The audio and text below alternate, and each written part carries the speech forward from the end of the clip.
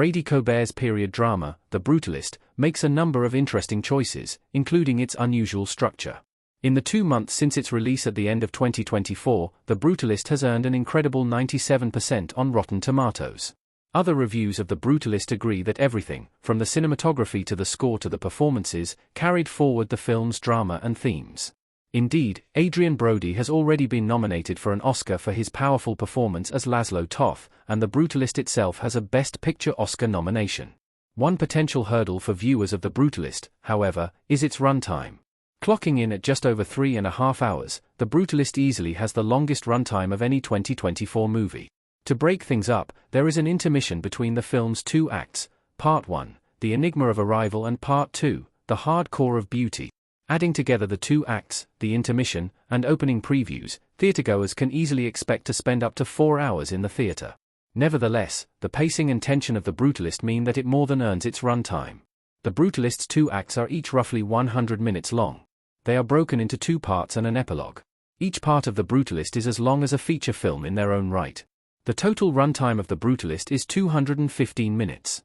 With a 15-minute intermission placed approximately in the middle of the film, each act of The Brutalist is roughly 100 minutes long, or an hour and 40 minutes.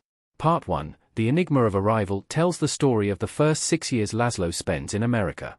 It establishes his connection, or lack thereof, to family, introduces Laszlo to his friend Gordon, Isaac de Banco, and heroine, and reveals the start of Laszlo's relationship with Harrison Van Buren, Guy Pearce. The first act is dominated by tension surrounding Laszlo's wife Ursabit, Felicity Jones, and niece Zofia, Rafi Cassidy, who are stuck in Hungary. Although tense, Part 1 ultimately ends on a high note, and if Part 1 was a standalone movie, it would seem to have a happy ending. Then Part 2, The Hardcore of Beauty, comes crashing in. In Part 2, the darkest scenes of The Brutalist occur, and almost everything that seemed good and successful in Part 1 comes apart. By separating the 2 acts, The Brutalist highlights how quickly the American dream can come unraveled. There is, however, a third part to The Brutalist, Epilogue, the first Architecture Biennale. The epilogue completely reframes everything that came before it, and the narrative and theming of The Brutalist would not be complete without it. The epilogue also means that Part 2 is slightly shorter than Part 1. The Brutalist's intermission is 15 minutes long. The perfect amount of time to stretch and reflect. Adrien Brody in The Brutalist holding flowers at the train station. Since the 2 acts of The Brutalist are so long, the 15-minute intermission is both necessary and compelling. It comes just as Ursabit finds documentation to bring her and Zofia to the United States, a photograph of her and Laszlo's wedding.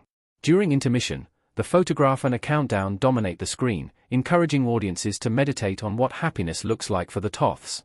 It also gives audiences a chance to stretch and refresh themselves before settling into Part 2 of The Brutalist, where viewers and Laszlo alike must re-evaluate Part 1's status quo.